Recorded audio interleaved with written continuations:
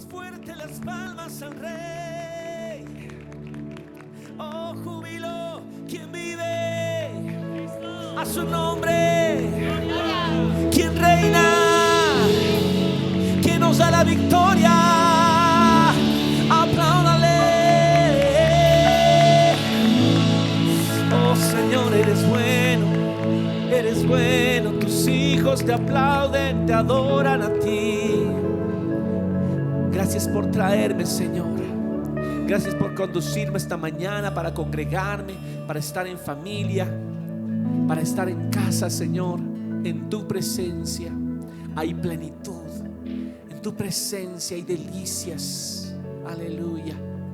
Señor, Padre, hoy quiero exaltarte como todos los días y quiero darte todo mi corazón. Quiero darte mi ser, mis pensamientos, mis emociones, mis sentimientos, mi voluntad. Quiero rendirla a ti, papá, y quiero aprender de ti, que tú me hables y me edifiques, y que hoy, Señor, nos dirijas a hacer tu voluntad.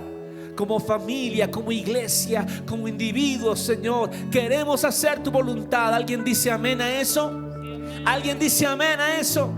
Pues denle un fuerte aplauso al Señor en esta mañana. Aleluya, amada iglesia. Sea usted bienvenida. Denle un aplauso fuerte al Señor. Oh, oh, oh, oh. Si tiene una persona cerca, denle el puñito si gusta. Ahí. Que Dios te bendiga. Bienvenido a casa. Qué bien que viniste. Eres bienvenido. Siéntase bienvenido, hermano, hermana. Aleluya. Una alegría verlo. Ahora que tenemos la chance, tenemos la posibilidad de hacerlo. Amén. Gracias, amados hermanos de la alabanza. Podemos tomar nuestros asientos, por favor.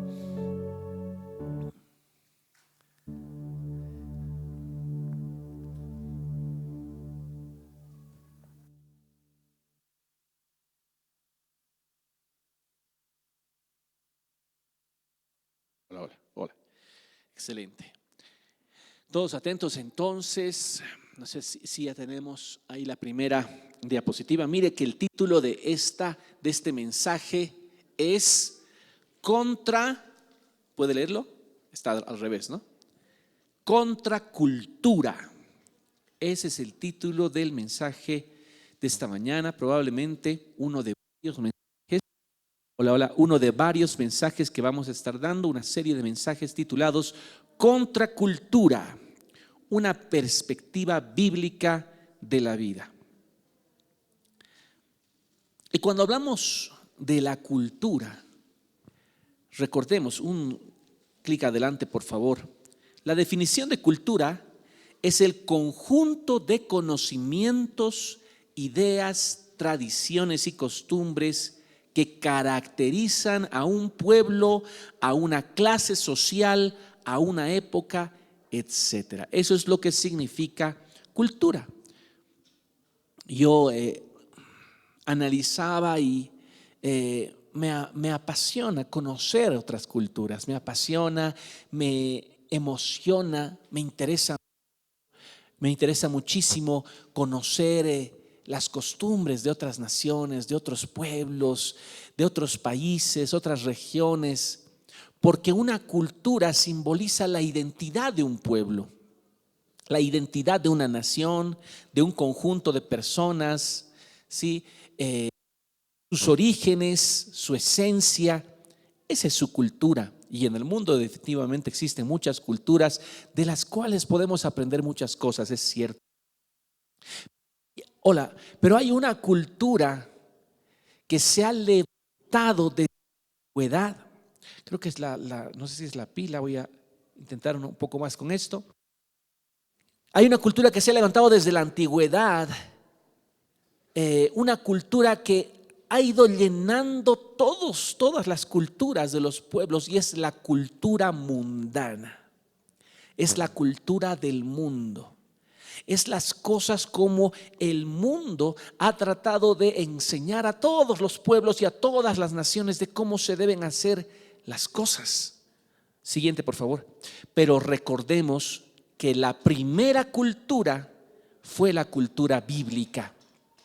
La primera forma, la primera manera, el origen de todas las cosas estuvo en el Génesis, cuando Dios crea al ser humano, cuando Dios crea todas las cosas, cuando Dios hace todas las cosas perfectas, ¿verdad?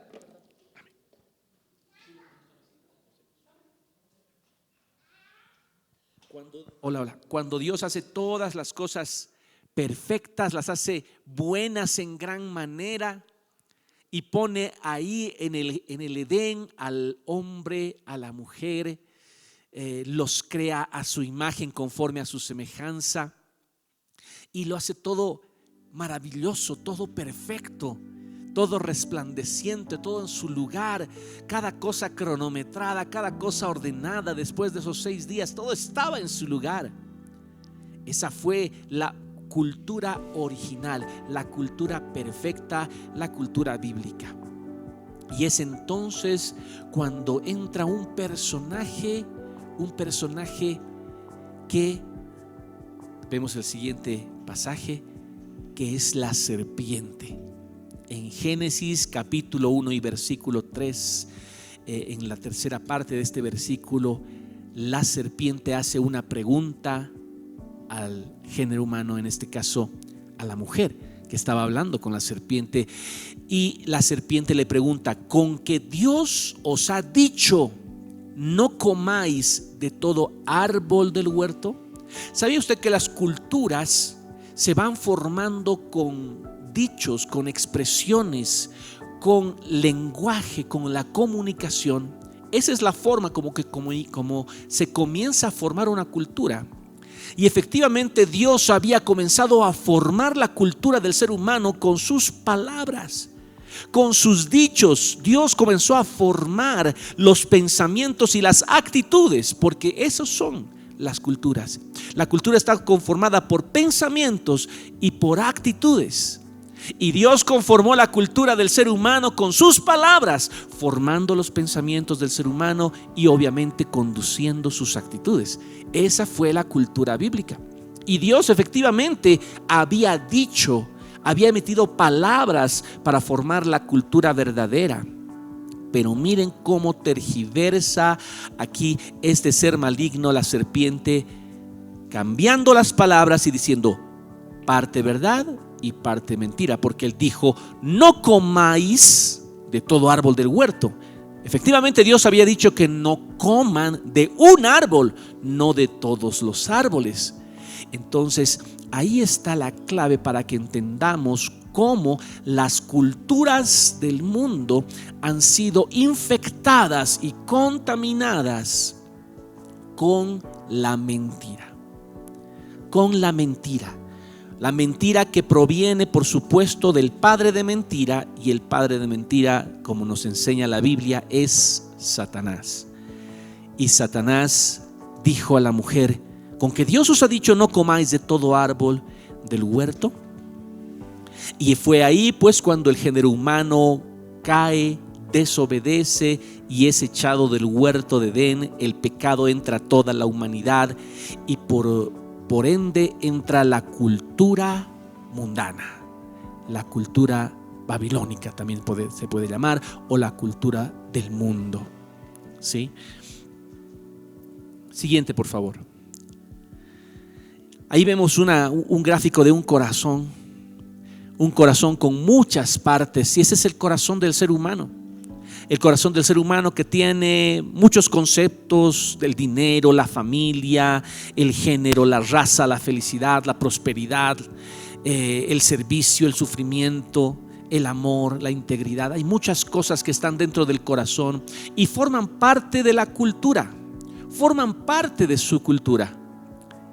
Y la pregunta es que el hecho es que cuando una persona está dentro del mundo, dentro de la cultura del mundo, todas estos conceptos que vemos en pantalla, todos estos conceptos tienen un significado adulterado, significado tergiversado, significado parte verdad y parte mentira, ¿no? Y cuando hay parte verdad y parte mentira, no es otra cosa que mentira. Es como si yo pusiera un vaso de leche pura, blanquísima, y coloco una gota de petróleo. Esa leche ya no será una leche pura. Por más que le haya colocado una gota de petróleo o una gota de contaminación, esa leche va a ser una leche adulterada. Amén, adulterada. Entonces, de igual manera, el mundo ha sido adulterado en su cultura, en todos estos conceptos que forman parte del corazón del ser humano. Y hoy vamos a comenzar a hablar de algunos de esos conceptos, como por ejemplo, siguiente diapositiva, el dinero. El dinero es uno de los conceptos más populares, más generalizados. Todos lo manejamos en todas las culturas. El poder adquisitivo, la manera como yo puedo tener más prosperidad o abundancia. Y lo que dice la cultura mundana es que mientras hay más dinero, también hay más felicidad. ¿Será esto cierto? O también hay otro dicho que dice, pues el dinero fácil y sin complicaciones es aquello que nosotros desearíamos. Gracias, amada hermanita, muy amable. Es lo que toda persona desearía, ¿no? Hacerse rico antes de los 30, mi primer $1,000,000 antes de los 30 años. O el sueño americano, conseguir dinero, ¿no? Y efectivamente, si hablamos ahora de la Biblia, Eclesiastés capítulo 10, versículo 19 dice: por el placer se hace el banquete, y el vino alegra a los vivos, y el dinero sirve para todo. Efectivamente, el dinero es un siervo y sirve para todo. Definitivamente no podemos decir que podemos vivir sin este elemento o sin este concepto en todas las culturas que nos sirve para hacer todas las cosas. Pero no nos olvidemos esa palabra: el dinero sirve. El dinero es un siervo y no es un amo. Amén. Primer concepto: el dinero tiene que ser siervo y no tiene que ser el amo de nuestras vidas. Nosotros jamás podemos decir que el dinero depende del dinero. No es así. Las cosas no dependen del dinero. Para el que tiene la cultura bíblica, las cosas dependen del dador de todas las cosas, que es Dios. Amén. Dependen de nuestro Dios. Siguiente versículo, 1 Timoteo 6:10, relacionado con el dinero: porque raíz de todos los males es el amor al dinero, el cual codiciando algunos se extraviaron de la fe y fueron traspasados de muchos dolores. Qué terrible que nosotros amemos aquello que debería ser simplemente un siervo. La Biblia dice que el que tiene su corazón en algo está como anclado en esa cosa y no puede moverse, está como esclavizado de esa cosa. Muchas personas, amando al dinero, son esclavos del dinero. El dinero ya no es un siervo, es un amo para las personas que aman el dinero. Y los hijos de Dios no amamos el dinero, sino amamos a Dios. Amén. Somos esclavos de Él por voluntad propia. Amén. Le amamos a Él, no amamos el dinero, porque el amor al dinero es la raíz de todos los males. Esa es la verdadera cultura, ¿sí? La verdadera cultura del cristiano. Más ejemplos. Santiago capítulo 2 versículo 5: hermanos míos amados, oíd. ¿No ha elegido Dios a los pobres de este mundo para que sean ricos en fe y herederos del reino que ha prometido a los que le aman?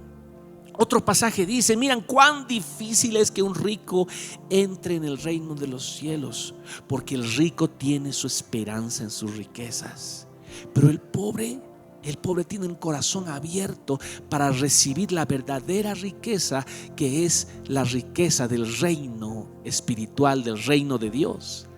Amén. Dice la palabra: Dios ha elegido a los pobres, pero no necesariamente a los pobres físicamente, sino que Dios ha elegido a aquellos que tienen necesidad, admiten su necesidad. Si una persona que tiene riquezas de este mundo ha aprendido a administrarlas y a utilizarlas con el propósito divino de bendecir al que necesita, de ayudar a su prójimo y no centrarse en sí mismo, sino centrarse en su prójimo, esa persona es una persona que siempre va a ser necesitada de Dios. Nunca va a decir: yo soy rico y no tengo necesidad de nada. Entonces la cosa es cómo administramos este recurso que sirve para todo. Ahí está la verdadera cultura, el ser buenos mayordomos de este recurso tan útil, que podemos decir, ¿verdad? Un recurso tan útil. Filipenses 4, 12 y 13 dice, el apóstol Pablo nos dice: sé vivir humildemente y sé tener abundancia. En todo y por todo estoy enseñado, así para estar saciado como para tener hambre, así para tener abundancia como para padecer necesidad. Cualquiera sea la circunstancia, no se trata de eso la vida. La vida se trata de agradar a aquel que nos llamó. La vida se trata de agradar a nuestro Dios y así poder decir: todo lo puedo en Él, en Cristo, que me fortalece. ¿Verdad? Génesis capítulo 3, hablando del dinero fácil y sin complicaciones. Dios le dijo al hombre, lo primero que le dijo: con el sudor de tu rostro comerás el pan hasta que vuelvas a la tierra. El dinero, este recurso, implica trabajo, implica esfuerzo, implica sacrificio, implica horas de no dormir, implica horas de esforzarse, horas de transpirar. Sí, por supuesto, porque el Señor nos lo dijo desde el momento en que fuimos echados del huerto de Edén, de que era necesario trabajar con sacrificio. Por tanto, el dinero fácil y sin complicaciones es un engaño, es una mentira, es una ilusión. ¿Y qué es una ilusión? Es algo que está por un momento y luego se desvanece. Es algo que es como una nieblina que por un momento está y luego pasa. Así es el dinero fácil y sin complicaciones. Segunda Tesalonicenses capítulo 3 versículo 10 dice: porque también cuando estábamos con vosotros os ordenábamos esto: si alguno no quiere trabajar, tampoco coma. Y la juventud de hoy está siendo empapada de dichos de la cultura mundana que le dicen: no necesitas esforzarte para ganar mucho dinero, lo puedes hacer de la manera fácil y sencilla. Y por eso es que ahora hay tanto fraude en todos los lugares. Dinero fácil, dinero que se roba, que se estafa, que se hace fraude.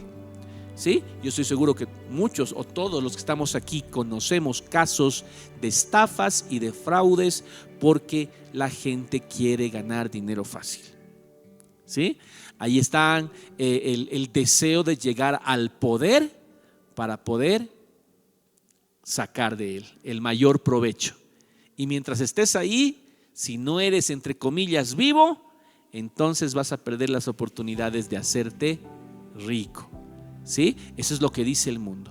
Pero el Señor dice: si tú quieres comer, debes trabajar, debes esforzarte. Esa es la verdadera cultura bíblica. Proverbios 28, 22 dice la palabra: se apresura a hacer el rico el avaro. Ahí está un personaje, una persona avara, una persona que ama el dinero. Es una persona que corre para hacer riquezas, que se apresura, que su objetivo es ser rico. Pero la respuesta dice: y no sabe que le ha de venir pobreza. No sabe que le ha de venir pobreza en vez de riqueza. Proverbios 23, 5, para terminar esta primera parte, dice: ¿has de poner tus ojos en las riquezas siendo ningunas? siendo ningunas. Es decir, que las riquezas de este mundo en realidad son una ilusión. ¿Puede decir conmigo la palabra ilusión? Ilusión es algo que está, que parece estar y luego desaparece. Un ilusionista es una persona que a través de trucos, de formas, de procedimientos humanos, podemos decir, hace aparentar cosas que no lo son. Muestra algo que parece ser, pero que en realidad no es. Esa es una ilusión, ¿sí? Es como un espejismo, ¿no? En el desierto, cuando uno mira un espejismo por causa de la fiebre, del calor, yo no lo sé, ve cosas que no están. Esos son ilusiones. Y las riquezas, de acuerdo a lo que nos dice la cultura bíblica, las riquezas no son verdaderas en realidad. No son para siempre. Están y luego no están. ¿Por qué? Dice aquí la palabra: se harán alas como alas de águila y volarán al cielo. Es cierto. Uno jamás puede decir, lo que tengo es para muchos años y voy a disfrutar, cuando no sabes cuándo el Señor nos llamará a su presencia, por ejemplo, ¿sí? O si en un momento todo lo que has hecho puedes perderlo también. Hay personas muy ricas que de la noche a la mañana han llegado a la bancarrota, porque así como se tiene mucho, también se gasta mucho, ¿verdad? Ustedes lo saben. Sí, cuando se tiene más, se gasta más, y es lo mismo. Estás igual afanado por el dinero, aunque tengas 10 veces más, igual también sale así el dinero. Entonces la cultura bíblica me dice: no, tú quieres dinero, muy bien, trabaja, esfuérzate, no te apresures, que Dios te dé la sabiduría para hacerlo. Y esa es la verdadera cultura bíblica. ¿Cuántos dicen gloria a Dios? Siguiente punto: la cultura del mundo me coloca ideas relacionadas con la familia. La familia es el núcleo de la sociedad. La familia es el centro donde cada uno de nosotros nos hemos desempeñado o nos hemos desenvuelto desde que hemos nacido. Todos hemos nacido en una u otra familia. Y en el mundo hay muchos criterios relacionados con la familia. La cultura del mundo, por ejemplo, habla de las cosas del varón y las cosas de la mujer, del esposo y de la esposa, diciendo: estas son mis cosas, estas son tus cosas. Otra de los refranes que se manejan es que si una persona está casada con S, es como si estuviera cazada con Z. ¿Qué significa eso? Que la persona cayó en la trampa, ¿sí? Cayó en la trampa. Cuando se hacen las despedidas de soltero, es como un momento en que diga: pobrecito o pobrecita, ¿no? Lo que te espera, ¿sí? Casado igual cazado, ¿sí? Otro de los dichos que se manejan en la cultura mundana es: si no funciona, me divorcio. Y eso va creciendo, ¿verdad? En una o 2 generaciones atrás no se conocía tanto divorcio como hoy, ¿sí? Póngase a pensar nomás en los compañeros, amigos que usted conoce. La mayoría, en el caso por ejemplo de mis amigos de colegio, la mayoría se han divorciado ya. Y muy pocos son los que continúan casados. Si no funciona, me divorcio. Hay una salida. Una alternativa al matrimonio es el concubinato. No necesitas casarte, ¿no? Porque puede que no funcione, o puedes darle mejor una probadita, y si funciona, bueno, ya al final lo haces. Esa es otra de los dichos de la cultura mundana. Otro de los dichos es: aquí mando yo, ¿no? A veces el varón dice: no, yo soy el que lleva los pantalones. Y a veces la mujer dice: no, yo soy la que lleva los pantalones, yo mando aquí. Y uno se opone a la voluntad del otro, y el matrimonio se hace una guerra, una lucha de intereses, una lucha de bandos.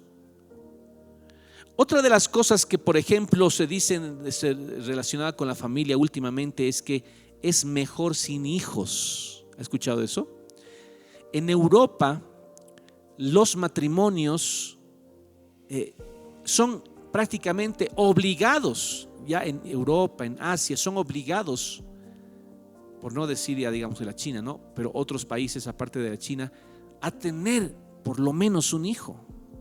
Y se les da muchas facilidades para que los matrimonios tengan al menos un hijo. ¿Por qué? Porque los matrimonios dicen, no, ¿para qué vamos a tener hijos? Disfrutaremos de la vida sin hijos. Tú trabajas, yo trabajo, viajaremos, nos compraremos cosas. ¿Para qué nos vamos a complicar la vida con hijos? Eso es lo que dice también la cultura mundana relacionada con la familia. Leamos lo que nos dice la Biblia. Cuando alguien dice mis cosas y tus cosas en un matrimonio, se opone a lo que dice la Biblia en Mateo 19:5, cuando leemos: y dijo, por esto dejará el hombre padre y madre y se unirá a su mujer y los dos serán una sola carne. Así que no son ya más dos, sino una sola carne. Por tanto, lo que Dios juntó, no lo separe el hombre. ¿Por qué separarnos? ¿Por qué separar tus cosas de las mías? Ahora son las nuestras. Es una familia. Uno de los actos más hermosos que se hace en la ceremonia del matrimonio, acá en la congregación, por ejemplo, es encender 2 velas que representan las vidas de ambos cónyuges, una vela amarilla y una vela azul, y ambos cónyuges encienden una única vela de color verde y apagan las suyas, simbolizando que el matrimonio ahora es una unidad y por lo tanto no debemos nosotros como seres humanos separarnos cuando Dios nos ha querido unir de manera perfecta. El matrimonio es la perfecta unidad, tanto en lo material como en lo intelectual, como en lo emocional. Nosotros comenzamos a ser uno solo. Yo comparto los intereses de mi esposa, ella comparte mis intereses. Yo cedo al deseo de mi esposa y ella cede al mío. Ya no es mi voluntad, tu voluntad. Ahora nosotros encontramos un acuerdo, porque si no, los hijos no saben a quién seguir. ¿Te das cuenta cómo nos enseña la cultura bíblica no a separarnos, sino a unirnos? Los matrimonios separados que viven muchos años separados tienen pocas posibilidades de sobrevivir. El Señor nos dijo en su palabra que si ambos se separan, sea por un tiempo de común acuerdo y luego vuélvanse a unir. O sea, no por siempre, no por mucho tiempo, no por muchos años, no. Ok, pueden separarse por un tiempo. Tal vez a veces el varón tiene que ir a un lugar a buscar trabajo y luego tiene que traer a su familia. No pueden vivir todo el tiempo separados, porque el Señor nos dijo ya en su palabra que el enemigo está tentando para que haya la caída y el matrimonio se divida. Casado igual cazado, así dice el mundo. Pero Proverbios 18 versículo 22 dice: el que halla esposa halla el bien y alcanza la benevolencia del Señor. Benevolencia de Dios es la cualidad de Dios de hacer el bien a una persona. Y si un varón encuentra a una esposa, tenga la seguridad de que es porque Dios quiere hacerle un bien. La esposa es un bien para el varón. Pero alguien podrá decir, pero ¿por qué entonces le ha tocado esta esposa a mi hijo? O alguna mamá o papá podrá decir, ¿por qué le ha tocado este esposo a mi hija entonces? Es porque nosotros no queremos conformar nuestra vida a esta cultura bíblica que estamos leyendo en este día. La palabra del Señor en Cantares capítulo 5 versículo 2, en su primera parte dice así: yo dormía, pero mi corazón velaba. Es la voz de mi amado que llama. ¿Y qué dice el amado? Ábreme, hermana mía, amiga mía, paloma mía, perfecta mía. Mire cómo nos muestra este versículo de Cantares capítulo 5 la perfecta relación de un matrimonio. Una esposa que está pendiente del esposo, una mujer, una esposa que está velando en su corazón, que está aguardando, que está atenta a su esposo, y un esposo que le llama hermana, amiga, paloma, perfecta. Un esposo que la adula, un esposo que le demuestra su amor con sus palabras y también con sus actos, porque el esposo ahí ha llegado donde la esposa, no se ha quedado lejos, ha llegado para que su esposa le abra.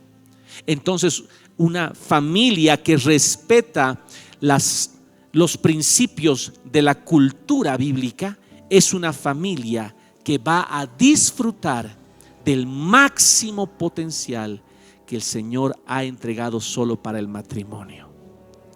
Amén. O sea que el que se casa tiene un tesoro para poder disfrutar por el resto de su vida. Pero uno elige. Puede que tu matrimonio sea un desierto, un sequedal, un infierno para muchos, pero si nosotros seguimos lo que Dios nos ha mandado y nos conformamos a Él, nuestro matrimonio será un oasis en medio del desierto. ¿Cuántos dicen amén? ¿Puede darle un aplauso al Señor? Eso es lo que nos enseña a Dios. Esa es la cultura bíblica. Esa es la verdadera cultura. Si no funciona, me divorcio. Pero Oseas capítulo 2 versículo 19 dice: te desposaré conmigo para siempre. El matrimonio es para siempre en esta tierra, en las buenas, en las malas, en la salud, en la enfermedad, en la riqueza, en la pobreza. Te desposaré conmigo para siempre. Te desposaré conmigo en juicio, en justicia, juicio, benignidad, misericordia. Y te desposaré conmigo en fidelidad. Y conocerás a Jehová. Porque nosotros podemos conocer a Dios en el matrimonio que quiere obedecerle. Cuando nosotros disfrutamos de una relación saludable en nuestro matrimonio, conocemos cómo es Dios para con nosotros, cómo Dios nos ama, cómo Dios nos provee, cómo Dios nos protege. Ese es nuestro Padre. Así el esposo ama a su esposa, provee a su esposa, protege a su esposa, y su esposa respeta a su esposo. ¿Sí? El perder el respeto es un signo de la contracultura del mundo a la verdadera cultura bíblica. Aquí mando yo, otro de los lemas en el matrimonio: una voluntad sobre la otra. El varón sobre la mujer, machismo. La mujer sobre el varón, feminismo. Uno y el otro, guerra de dos voluntades opuestas que tratan de buscar la superioridad. Aquí mando yo, dice la cultura del mundo. Pero la cultura bíblica en Efesios 5:33 dice claramente: por lo demás, cada uno de vosotros ame a su mujer como a sí mismo, y la mujer respete a su marido. El Señor nos enseña que el varón tiene que amar tanto a su mujer que debe ser capaz de entregarse a sí mismo por ella. No tiene que buscar lo suyo propio, sino que tiene que buscar el bien de su amada. Y la mujer tiene que aprender a respetar a su esposo. ¿Por qué dirá que la mujer respete a su marido? Porque Dios ha creado a la mujer con muchas potencialidades. Muchas potencialidades. Tal vez muchas más que las del varón. Y por eso es que la mujer destaca mucho en la sociedad. Y por eso la mujer tiende a menospreciar a su marido. Porque tiene muchas potencialidades. Pero Dios le dice a la mujer: tú no puedes hacerlo sin tu cabeza, que es tu esposo. Y al esposo le dice: tú tienes que amar a tu esposa, amarla como a ti mismo y estar dispuesto a entregarte por causa de ella. Mire cómo el Señor, a pesar de que nosotros podríamos decir: no, yo mejor solo, o yo mejor sola por esto o por esto, el Señor dice: no, yo los he puesto para que juntos vayan más allá, lleguen a mis propósitos como familia. Esa es la cultura. No es quien manda, sino que la familia debe ser una sola unidad. ¿Cuántos dicen amén? Primera Corintios capítulo 7 verso 33. Pero el casado tiene cuidado de las cosas del mundo, dice, de cómo agradar a su mujer. De igual manera el verso siguiente, en su segunda parte, dice: la casada tiene cuidado de las cosas del mundo, de cómo agradar a su marido. Es cierto que nosotros siempre hemos querido agradar al Señor, pero voluntad del Señor para los matrimonios es que el esposo busque agradar a su esposa y la esposa busque agradar a su marido, y no que cada cual se agrade a sí mismo. No es lo que yo quiero, no es mi voluntad, no es mis deseos, mis gustos, sino que nosotros como maridos, si queremos hacer la voluntad de Dios, busquemos agradar a nuestro cónyuge. Busquemos darle sus gustos, busquemos hacer que sonría, busquemos hacer que se sienta feliz. Eso es lo que quiere el Señor para cada uno de nosotros. Y no es decir: aquí y yo. No. Sino más bien, ¿qué es lo que necesitas? ¿Qué es lo que deseas? Y ver cómo nuestro cónyuge, varón o mujer, se va a sentir mucho mejor.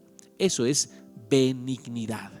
Eso es benignidad. Buscar el bien de la otra persona. ¿Cuántos dicen amén? Primera Corintios 13 versículo 5, hablando del amor, dice que el amor no hace nada indebido y que no busca lo suyo, no se irrita, no guarda rencor. El amor no busca lo suyo propio, sino busca el bien de la otra persona. ¿De cuál amor estamos hablando? Del amor verdadero, del amor de Dios. Aquel que tiene la verdadera cultura, la cultura bíblica, es una persona que tiene el amor de Dios en su corazón.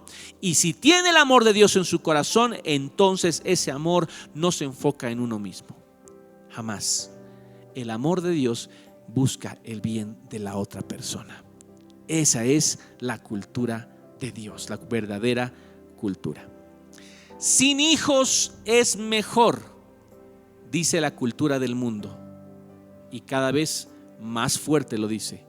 Pero el Salmo 127 dice claramente: herencia de Jehová son los hijos, cosa de estima el fruto del vientre, cosa preciosa, cosa grande, cosa maravillosa son los hijos. Sí, es cierto que cuando llega el primer hijo tu vida cambia, ya no vuelves a dormir jamás como dormías antes, es cierto. Una de las cosas que el joven, la jovencita más valora en su vida es dormir. Eso es lo que muchos pueden decir: sí, es verdad. Y cuando el hijo llega es lo primero que cambia. La primera noche probablemente comienza a cambiar eso, y otras cosas más también, ¿no es cierto? Los papás lo sabemos, pero el Señor dice: cosa de estima, cosa preciosa, cosa valuable. En otros términos, es el fruto del vientre. Es el fruto del vientre. Y también aquellos que han tenido la posibilidad tal vez de no tener hijos físicamente, sino adoptarlos. De igual manera, eso no es otra cosa que es reflejar el amor de Dios, que así como Él nos adoptó a nosotros como hijos, porque nosotros no éramos hijos y nosotros hemos sido adoptados en la familia de Dios. Nosotros antes estábamos lejos, éramos extraños, y hemos venido a ser parte de la familia de Dios, y Dios nos trata como hijos y nos da todos los derechos y beneficios. De igual manera, una persona que adopta a un hijo es una persona que ha conocido el amor de Dios y que es capaz de dar a una persona que primero no la conocía, ahora le da todos los derechos. Le da todo su amor como hijo propio, sin ninguna distinción. Ese es el amor de Dios. Amén. Ese es el amor de Dios. Una persona que dice, pero este no es mi hijo, es tu hijo. No, no es así. A veces las personas se casan y una persona viene con hijos, la otra viene con otros hijos, ¿verdad? Pero cuando se casan ya no son tus hijos, son nuestros hijos. Tú le das todo, absolutamente todo, como tuyo propio, como natural. Así nos trata Dios. Esa es la cultura bíblica. Alguien diga amén. Dele un aplauso al Señor por eso. Gracias, Señor, por esa cosa maravillosa, cosa de estima. Génesis capítulo 1, ya en la recta final. Génesis capítulo 1, versículo 26. Entonces dijo Dios: hagamos al hombre a nuestra imagen. Y cuando habla de hombre, está hablando del género humano. Y dice que hagamos al hombre y conforme a nuestra imagen, conforme a nuestra semejanza, y señoree. Es decir, el género humano, varón y mujer, familias tienen autoridad. Tienen autoridad. Una familia bien establecida, una familia bajo los principios bíblicos, es una familia que tiene autoridad en las regiones celestes y el enemigo huye a esa familia. No puede, porque esa familia es respaldada por Dios, por su Señor, y tiene señorío, tiene autoridad esa familia, una familia con hijos, una familia con la bendición de Dios. El versículo 27 y 28 dice: y creó Dios al hombre a su imagen, a imagen de Dios lo creó, varón y hembra. Otras versiones dicen claramente varón y mujer los creó, y los bendijo Dios y les dijo: fructificad y multiplicaos. Matrimonios sin hijos son matrimonios que no están llevando adelante la misión principal que Dios dio a las familias. Matrimonios sin hijos, como matrimonios del mismo género, son matrimonios que no están en el plan perfecto de Dios, porque Dios creó varón y mujer con el propósito de que multipliquen, que se multipliquen, que fructifiquen. La cultura humana, la cultura del mundo pone muchas otras cosas a través de las redes sociales, a través de las películas, a través de todos los medios de comunicación, pero la cultura bíblica permanece para siempre. Y la cultura bíblica dice: varón y mujer los creó y así los bendijo.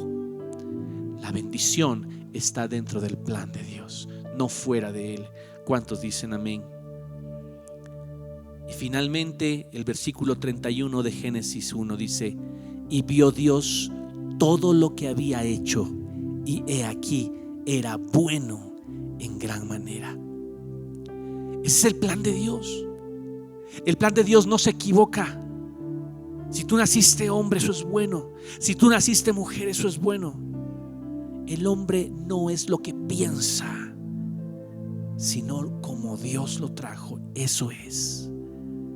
La identidad del hombre no la va a encontrar en la cultura del mundo. La identidad del hombre la va a encontrar en la cultura de Dios. Amén. Alguien diga amén. Dele un aplauso al Señor y vamos a ponernos de pie. Vamos a ponernos de pie.